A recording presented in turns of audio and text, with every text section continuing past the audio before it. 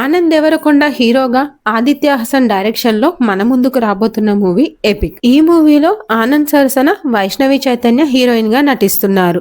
ఈ మూవీకి సంబంధించిన టైటిల్ గ్లిమ్స్ ని ఈ మధ్య రిలీజ్ చేశారు మూవీ మేకర్స్. ఇందులో మాస్టర్స్ కంప్లీట్ చేసుకున్న హీరోయిన్ తనకు నచ్చకపోయినా పేరెంట్స్ కోసం పెళ్లి చేసుకోక తప్పదని, తనకు కావలసిన వరుడు ఏ విధంగా ఉండాలో చెప్తుంటే దానికి ఫుల్ ఆపోజిట్ లో ఉన్న హీరో యొక్క చిన్ననాటి ఎలివేషన్ సీన్స్ ని చూపిస్తారు. ఆ తర్వాత హీరో ఆనంద్ యొక్క ఎంట్రీ చూపిస్తారు.